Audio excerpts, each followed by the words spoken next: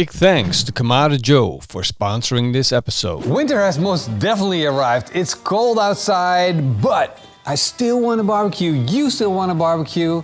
So I'm going to show you exactly how you do it in the wintertime. We are cooking more and more outside, and now especially with everybody being more confined to their houses, we're doing fun activities around the house, and barbecue is definitely one of them. But there's a definite challenge in the winter. If you want to go barbecue, it's completely different than when you're barbecuing in the summer. And I'm going to take you through the process of how you need to change the way you do things to make sure you're still going to be successful cooking outdoors in the wintertime. I'm going to tell you how you can start your barbecue. I'm going to tell you how you control the temperatures in the right way.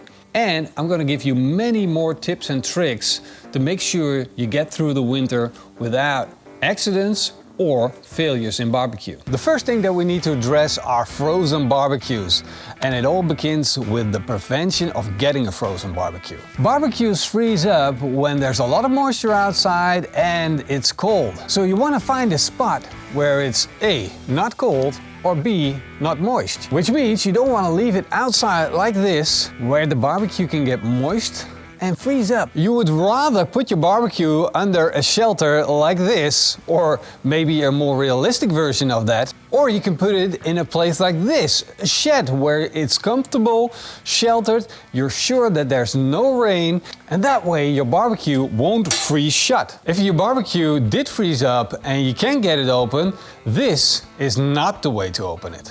You don't want to start pulling on the lid while it's frozen shut, trying to get it open with force, because ceramic barbecues have seals that might come unattached. And kettle barbecues have a ceramic coating which might get damaged. The right way is to have the bottom and top vent open at all times. This way you can always open your barbecue. Slide open the tray, get your ashtray out, put 2 fire starters in, ignite them, slide the tray back in and let your barbecue come up to temperature slowly. This way the barbecue defrosts from the inside out. The ceramic has a time to warm up, expel the moisture, defrost the frozen bits, and once it's up to temperature you can open it up safely without damage. In the summer you can start your barbecue up within 10 minutes, but in the wintertime that's a whole other story, because you got to consider the moisture and the cold. So before you get your barbecue up to temperature, you need to go from -5 degrees up to 140 degrees Celsius, where in the summertime you come from 30 degrees Celsius where you need to go up. So in the wintertime, I recommend starting your barbecue up an hour up front, just to make sure that it's ready when you want to cook. The next important thing is that you want to keep your charcoal dry, because charcoal is naturally hygroscopic, which means if you do nothing, it attracts moisture, just like rice or salt, and then it stores the moisture inside the charcoal, which of course you don't want. So that's what you want to prevent, and the best way to do it is to store your charcoal in a heated space. Because in a heated space, all of the moisture will be expelled by the heat to the more colder areas, and your charcoal will stay naturally dry. Now I understand not everybody has the option to store it in a heated area. So this is what you can do. Store it in an airtight container. This way the moisture can't get in or out and your charcoal will stay exactly as it is. Now you can buy these things on Amazon or eBay, wherever you like, and there's a lot of options for it. But if you don't have all these options, there's one thing you could be looking out for, and that is a plastic liner inside your charcoal bag. Because that's the first line of defense.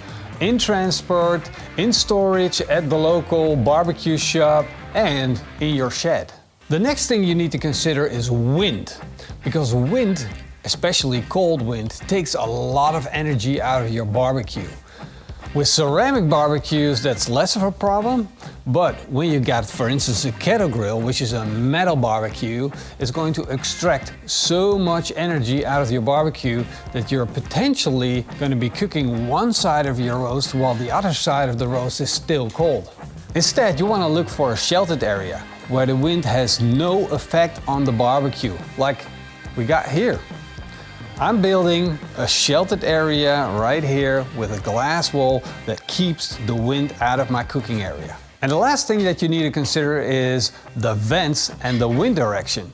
You don't want to set your barbecue up in a way that the wind is blowing directly into your vent openings, because that way you're getting a high airflow in your barbecue that's going to affect your cook. Either it's going to be colder or warmer depending on how you have your barbecue set up. Now you've got dry charcoal, you get your barbecue set up at the right position in the right way, and now you need to consider about how long do I want to stay outside? Because if it's cold, it's going to be you that's going to be sitting next to the fire. Now I recommend taking advantage of technology. Use a core thermometer that you can put in the piece of meat that you're actually cooking, and you can read out the thermometer, for instance, on your phone or on a device while you are sitting cozy by the fireplace and the barbecue is doing the job. There are thermometers that you can buy that measure the temperature inside the meat as well as inside the dome. This way you know what's going on in your barbecue, you know if it's set to the right temperature, you know if your food is done or not, and at the same time you can use Wi-Fi. And this means you can do shopping, which you don't want to do, but you can have a beer with your friends in the house. That's what you do want to do. If you don't have the budget to buy a new thermometer, or you want to stay outside and monitor the barbecue, then make sure that you're dressed well. Make sure that you've got insulated clothes and an insulated sole at the bottom of your feet, because most of the cold is going to come from the bottom up and it's going to chill you to the core. Now another suggestion that I have is to keep warm, drinking something warm or something that warms you from within. The last thing that I want you to consider when you're barbecuing in the winter is preparation. And maybe this is even the most important part, because if you are well prepared, you have to spend the least amount of time outside. So this means mix your spices up front, make your sauce up front, season your meat up front. Make sure that you got everything prepared. That's the way you minimize the time that you spend outdoors instead of being inside with friends and family. Now you know everything you need to know about winter barbecue, except for how you set your barbecue away, because that's different too from the summertime. In the summertime, you just close all the vents, let the fire die down, and then once you want to start barbecuing again, open everything up and set it on fire. But not in the winter time.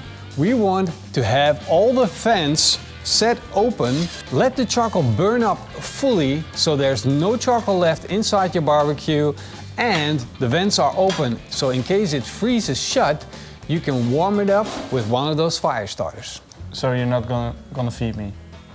No. No? No, but there's no food. No, there's no food. But you can check out the video that's sitting right here. That's some awesome food. It looks really nice. You could give that a try. I'm gonna watch it right now. Go.